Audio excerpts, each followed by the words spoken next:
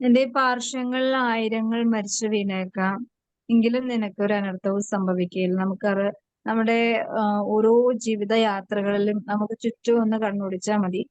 നിരവധിയായ അപകടങ്ങള്, ജീവിത ദുരിതങ്ങള്, ദാരിദ്ര്യങ്ങള്, പലവിധ ജീവിത കെണികള്, വഞ്ചനകള്, കടബാധ്യതകള്, അങ്ങനെ ഒരുപാട് പറഞ്ഞറിയിക്കാൻ പറ്റാത്ത കാര്യങ്ങൾ നമുക്ക് ചുറ്റും കാണുന്നുണ്ട്, അനുഭവിക്കുന്നുണ്ട്. പിന്നെ നമ്മൾ വാർത്തകളിൽ കൂടി കേൾക്കുന്ന ദുരന്ത വാർത്തകള്, ദേശത്തിന്റെയും സമൂഹത്തിന്റെയും ലോകം മുഴുവന്റെയും ഉള്ള പലവിധ ദുരന്ത വാർത്തകൾ, ഇതെല്ലാം നമുക്ക് എന്താണ്, നമുക്ക് ചുറ്റും നടക്കുന്ന നമുക്ക് നമ്മുടെ സമാധാനം നഷ്ടപ്പെടുത്തുന്ന വാർത്തകളാണ് അല്ലെ. എന്റെ പാർശ്വങ്ങളെ തൊട്ടടുത്ത് നിനക്ക് വലിയ അപകടങ്ങളിൽ കൂടി നിനക്ക് കടന്നു പോകേണ്ടി വരാം എന്ന് പറയുന്നത്. സാധ്യതകൾ ഉണ്ട്, ഇല്ലാന്ന് ദൈവം ഒരിക്കലും പറയുന്നില്ല. ഇവ മുഴുവനായിട്ട് സംരക്ഷിച്ചോളാം എന്ന് പറയുമ്പോഴും പ്രശ്നങ്ങള് നിന്നെ കടന്നു പോകണം എന്ന് തന്നെയാണ് ദൈവത്തിന്റെ തീരുമാനം അല്ലെ. അല്ലാതെ ദൈവം സംരക്ഷിക്കുന്നു എന്ന് വിചാരിച്ച് ദൈവം ഈ പ്രശ്നങ്ങളെ, പ്രതിസന്ധികളെ മാറ്റി നിർത്തുന്നതല്ല, നമ്മളെ കടന്നു പോകുക തന്നെ വേണം. കടന്നു പോയാലല്ലേ ദൈവത്തിന്റെ സംരക്ഷണം ഞാൻ അനുഭവിക്കുന്നുണ്ട് എന്ന് ഞാൻ വ്യക്തിപരമായി അറിയുള്ളൂ അല്ലെ. ഇല്ലാതെ അറിയും, ഇല്ലാതെ നമുക്കറിയാൻ പറ്റുമോ? അപ്പൊ നമ്മള് ഇപ്പൊ എനിക്ക്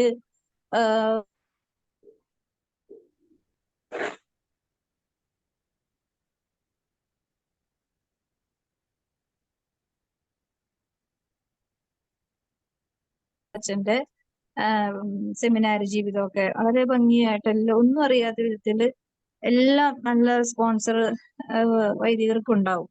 ദൈവകൃപയാൽ നല്ല സ്പോൺസർ കിട്ടിക്കഴിഞ്ഞാൽ ഒന്നിനും ഒരു കുറവുണ്ടാവാറില്ല. ദൈവം അങ്ങനെ അനുവദിക്കുന്നുണ്ട് അല്ലെ.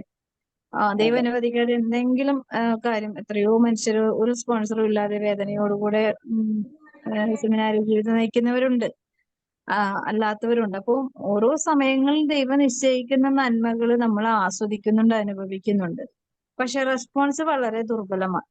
ഞാനിപ്പോ ഹോളിലാൻഡിൽ പോയപ്പോ ആ അച്ഛൻ ഞങ്ങളുടെ കൂടെ ഉണ്ടായിരുന്നു. ആ അച്ഛനെ ശരിക്കും ഞങ്ങൾ കൊണ്ടുപോയത്. അപ്പൊ ഞാൻ അച്ഛനോട് ചോദിച്ചു, അച്ഛാ എനിക്കൊരു പ്രാവശ്യം കൂടി പോകണമെന്ന് ഭയങ്കര ആഗ്രഹമുണ്ട്. പോയി വന്നപ്പോഴേക്കും എല്ലാവരോടും ഇങ്ങനെ ഓരോന്ന് ചോദിച്ചപ്പോ എനിക്ക് ഇനി ഒരു പ്രാവശ്യം കൂടി വരണമെന്ന് ആഗ്രഹമുണ്ടെന്ന് ഞാൻ അച്ഛനോട് ചോദിച്ചു. അച്ഛൻ എനിക്ക് ഇനി ആഗ്രഹമൊന്നുമില്ല, ഞാൻ പിന്നെ വെറുതെ പോയെന്ന് മാത്രമേ ഉള്ളൂ, എനിക്ക് അങ്ങനെ വലിയ ആഗ്രഹമൊന്നുമില്ലാണ്ട്. ഞാൻ ഓർത്തു, ദൈവമേ, ദൈവത്തിന്റെ മണ്ണില് കാല് കുത്തുക എന്നുള്ളത് ഒരു സ്വപ്ന സാക്ഷാത്കാരമായി വളരെ വളരെ നമുക്ക് ഒരിക്കലും കയ്യെത്തി പിടിക്കാൻ പറ്റാത്തൊരു സ്വപ്നം നടന്നതിന്റെ ഒരു ഹൃദയത്തില് എത്രമാത്രം ഉന്നതമായ സ്ഥലത്ത് എടുത്തു വെക്കാവോ അത്രമാത്രം ഉന്നത സ്ഥലത്ത് നിന്നിട്ട് ഞാൻ ആ ഒരു ചിന്തയോടെ അച്ഛൻ. പക്ഷെ അച്ഛനത്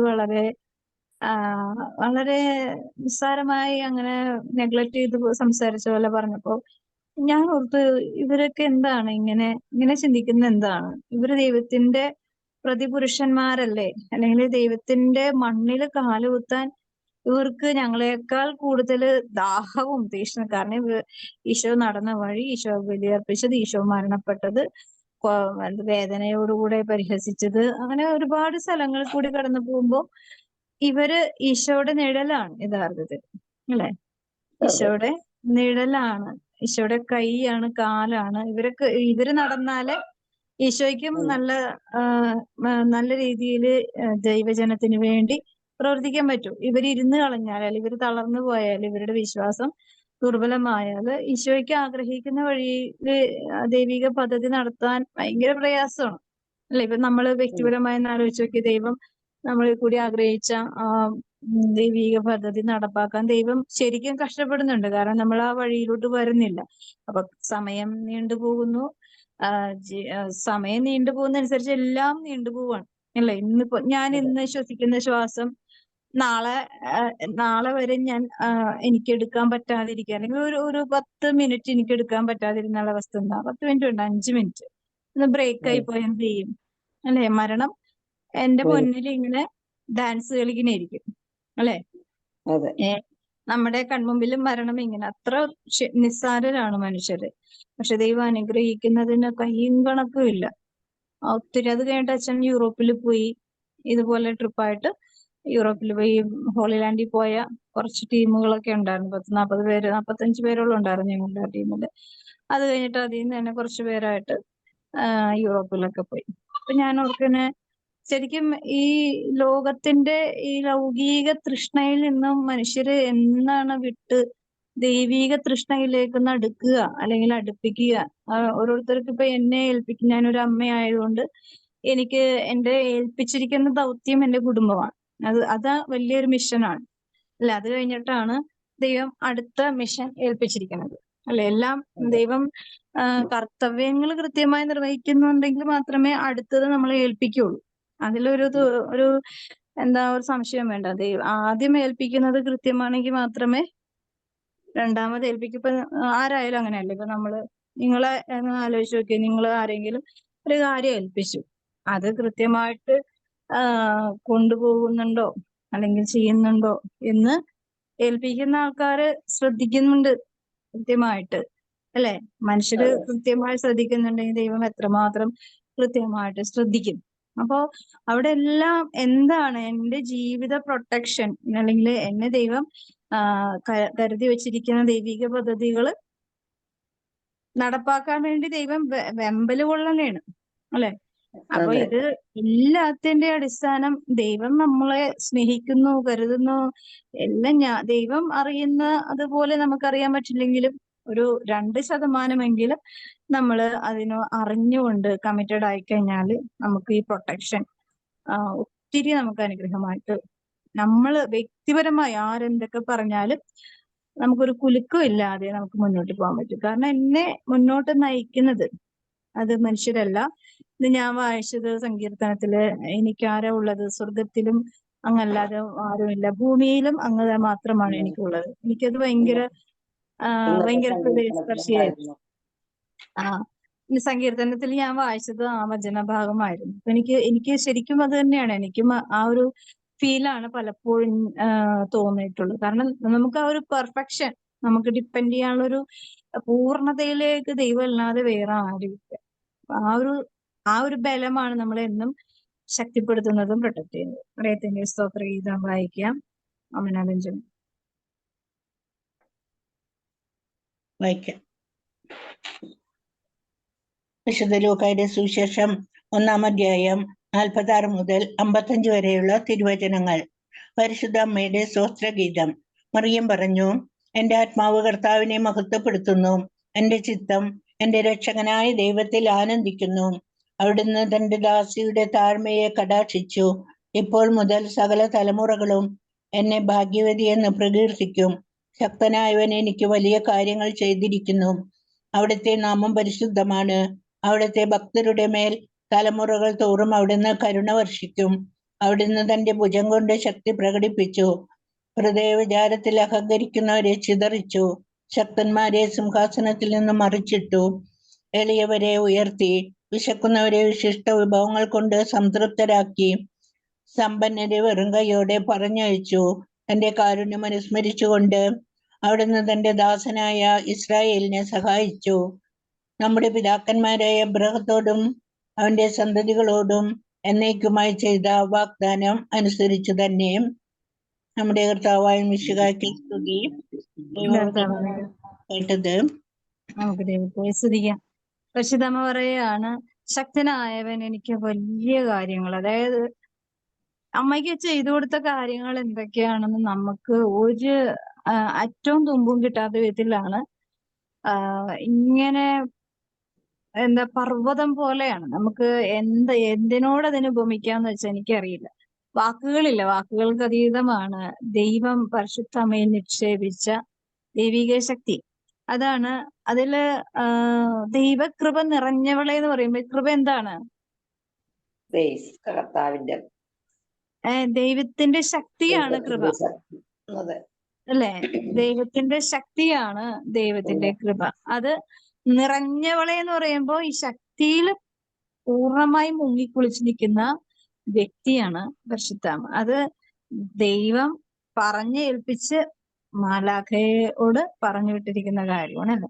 അപ്പൊ അത് നമ്മൾ ആ വാക്കുകളിൽ തന്നെ എത്രമാത്രം ആഴമാണ് ആ അമ്മയില്.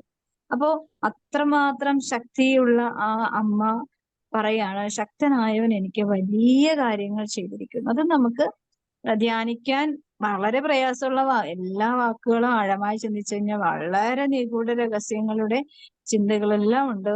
എങ്കിലും നമ്മള് ഇന്നലെ എന്നോട് എൻ്റെ ഒരു ഫ്രണ്ട് വിളിച്ചിട്ട് കുറച്ച് കാര്യങ്ങൾ പറഞ്ഞു. അതായത് മെയിനായിട്ടൊരു കാര്യം, ഞാൻ ഇന്നലെ പ്രയർ കഴിഞ്ഞ് കുറച്ച് കഴിഞ്ഞപ്പോഴേക്കും എനിക്കൊരു ട്യൂൺ ഇങ്ങനെ വന്നു. അത് തന്നെ ഇടയ്ക്ക് ഇങ്ങനെ വന്നും പോയി ഇരിക്കുന്നുണ്ട്. അപ്പൊ ഞാനിങ്ങനെ ചോദിച്ചു, ഇപ്പൊ എന്താണ് പാട്ടുകളൊന്നും എനിക്ക് കിട്ടുന്നില്ലല്ലോ. ഞാനിടയ്ക്ക് പരാതി പറയാം, എന്തിനാ എനിക്ക് കിട്ടിയിട്ട് എനിക്കൊന്നും ഇപ്പൊ ചെയ്യാൻ പറ്റുന്നില്ല, എന്റെ അവസ്ഥ വളരെ മോശമാണ്, അതുകൊണ്ട് ചെയ്തത് തന്നെ ഉള്ളത് തന്നെ എനിക്ക് അനക്കാൻ പറ്റുന്നില്ല, അങ്ങനെ കുറച്ച് പരാതികളൊക്കെ പറഞ്ഞു ഈശോട്. അപ്പൊ ഞാൻ വെച്ചു, അപ്പൊ അങ്ങനെ പറഞ്ഞുകൊണ്ടായിരിക്കും ഇപ്പൊ ഒരു അനക്കം ഇല്ലാണ്ടൊക്കെ ഇങ്ങനെ ഇരിക്കുന്നത്. പക്ഷെ ഇടയ്ക്ക് ഇങ്ങനെ ഓരോ ട്യൂൺ ഇങ്ങനെ വരും. പക്ഷെ എനിക്ക് ഒട്ടും അത് സ്വീകരിക്കാൻ പറ്റാത്ത സിറ്റുവേഷൻ. ചിലപ്പോ യാത്രകളുടെ ഇടയിലായിരിക്കാം, ചിലപ്പോ തിരക്ക് പിടിച്ച് പണിയെടുക്കുന്ന സമയത്തൊക്കെ ആയിരിക്കാം, ഒന്നും ചെയ്യാൻ പറ്റാത്ത ഒരു കണ്ടീഷനുള്ള സമയങ്ങളിലൊക്കെ തന്നെ ഞാൻ ഈശോയ്ക്ക് എന്താ കണ്ണ് കണ്ടു. ചിലപ്പോ ഉറങ്ങാൻ ക്ഷീണിച്ച് നമ്മൾ അവശതയായിട്ട് കിടക്കുമ്പോഴായിരിക്കും എന്തെങ്കിലും ഇങ്ങനെയുള്ള കാര്യങ്ങൾ കിട്ടണത്. അപ്പൊ ഞാൻ ഓർക്കും, അപ്പൊ എനിക്ക് അത് ഒട്ടും അത് സ്വീകരിക്കാനുള്ള ആരോഗ്യമില്ലാത്ത സമയത്ത് ഞാനങ്ങോട് വിട്ടുകളയും. അങ്ങനെ വിട്ടുകളഞ്ഞ് കുറച്ച് നാളായിട്ട് അങ്ങനെ ഒരു ലാഗിങ് ആയിട്ട് കിടക്കും. അപ്പൊ ഇന്നലെ ഇതുപോലെ തന്നെ നല്ല തൊണ്ടവേദന, പ്രയർ കഴിഞ്ഞപ്പോഴേക്കും നല്ല തൊണ്ടവേദന. അപ്പോ ഞാൻ ഇത്തിരി ചൂടുവെള്ളമൊക്കെ കുടിച്ച് അങ്ങനെ ഇരുന്നു. അപ്പൊ അത് കഴിഞ്ഞിട്ട് എന്റെ കുറച്ച് പണികളൊക്കെ ഉണ്ടായിരുന്നു. പണികളുടെ ഇടയിൽ ഈ പാട്ട് ഇങ്ങനെ കിട്ടിയപ്പോ ഞാൻ എന്നാ അത് റെക്കോർഡ് ചെയ്യാന്നോർത്ത് ഞാൻ അടുക്കളയിലോട്ട് കയറി കഴിഞ്ഞപ്പോഴേക്കും ഞാൻ എന്റെ പണികളിൽ മുഴുകാൻ തുടങ്ങി. അപ്പോഴേ ഈശോ എന്ന് പറയണ, നീ എന്റെ കാര്യം മറന്നുപോയോ? നീ എന്താ എന്നോട് പ്രതികരിക്കാത്ത, റെസ്പോൺസ് ചെയ്യാത്ത എന്താണ്? നീ അത് എന്താണ് ശ്രദ്ധിക്കാതെ പോയത് എന്താണ്? അപ്പൊ തന്നെ ഞാൻ പിന്നെ വന്നിരുന്ന് അത് ഒരു 2 മിനിറ്റ് അങ്ങനെ ഇരുന്ന് കഴിഞ്ഞപ്പോഴേക്കും അത് ഓരോ വരികൾ എനിക്ക് കിട്ടാൻ തുടങ്ങി. ഇങ്ങനെ കിട്ടി കഴിഞ്ഞപ്പോഴേക്കും ആദ്യം തന്നൊരു വരി ഇങ്ങനെയാണ്. ആദ്യമായി തന്നത് നിൻ ശ്വാസമേ, ആത്മാവേ തന്നത് നിൻ സ്നേഹമേ, ആഴമായി മുറിഞ്ഞത് നിൻ മേനിയെ, ജീവൻ കനിഞ്ഞത് നിൻ രക്തമേ, ആനന്ദമേ, ആശ്വാസമേ, ആരാധന എന്നും നിനക്ക് മാത്രം. അതായത് ആദ്യമായിട്ട് നമ്മൾ ശ്വസിച്ചത് എന്താണ്? ആദ്യമായി ശ്വസിച്ചത് എന്താണ്? ദൈവത്തിന്റെ ശ്വാസം.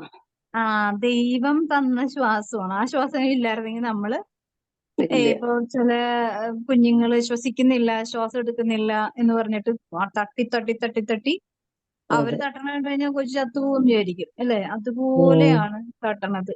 പക്ഷെ എന്താണ്, ഈ ശ്വാസം കിട്ടാത്തത് കൊണ്ടാണ്. എന്താണ് ഈ കാർഡിയാക് അറസ്റ്റ് വരുമ്പോഴേക്കും ഇതുപോലെ തന്നെ, അല്ലെ? ഇങ്ങനെ ഒരു നെഞ്ച് ഭയങ്കരമായിട്ട് ഇടിച്ചിടിച്ചാണ് ആ ശ്വാസം എടുപ്പിക്കുന്നത്. അപ്പൊ ആദ്യം നമുക്ക് ഈ ഭൂമിയിലേക്ക് വന്നപ്പോ ആദ്യം ശ്വസിച്ച ആദ്യത്തെ വായു, ജീവവായു ആര് എന്നതാ? ദൈവം തന്നത്, അല്ലേ? അത് ദൈവത്തിന്റെ ആത്മാവ് നമ്മളോടുള്ള സ്നേഹത്തിന്റെ റെസ്പോൺസ് ആയിരുന്നു. ദൈവം നമ്മളോട് പ്രതികരിച്ചത് ഈ ശ്വാസം എനിക്ക് തന്നുകൊണ്ടാണ്, അല്ലേ? എങ്ങനെയാണ് തന്നത്? ഈശോയുടെ ശരീരം മുറിഞ്ഞ് ജീവൻ ബലി കഴിച്ചാണ് നമുക്ക് തന്നത്. അത് ജീവൻ ബലി കഴിച്ചപ്പോ എന്താ വന്നത്? രക്തം. ബലി കഴിക്കുമ്പോ എന്താ പറഞ്ഞത്? കുഞ്ഞാടിനെ ബലി കഴിക്കുമ്പോ എന്താ? രക്തമാണ് വന്നത്. പിന്നെ ഈശോ ബലി കഴിക്കാൻ അവസാന ബലിയായിട്ട് ഈശോ തന്നെ കൊടുത്തു കഴിഞ്ഞപ്പോ അപ്പോഴും വന്നത് എന്താണ്? ഈശോയുടെ ജീവരക്തമാണ്, അല്ലേ? അപ്പോ ഈ ഒരു ദൈവിക അനുഭൂതി എത്രമാത്രം ചിന്തിച്ചാലും നമുക്കത് ഈ ഭൂമിയിൽ ഇത് എന്തോരം നമ്മൾ കേട്ടാൽ അറിഞ്ഞാലും നമ്മുടെ ഉള്ളിന്റെ ഉള്ളില് ഉൾക്കാമ്പിലേക്ക്, നമ്മുടെ ഹൃദയത്തിന്റെ ആന്തരികതയിലേക്ക് ഇതെല്ലാം കേൾവി മാത്രമായിട്ടിരിക്കും. പക്ഷെ നമ്മൾ മരിച്ചു കഴിയുമ്പോൾ എത്ര സത്യമാണെന്ന് നമ്മൾ മനസ്സിലാക്കുമ്പോ ഉരുകി മെഴുകുരുകുന്ന പോലെ നമ്മൾ ഉരുകാൻ തുടങ്ങും.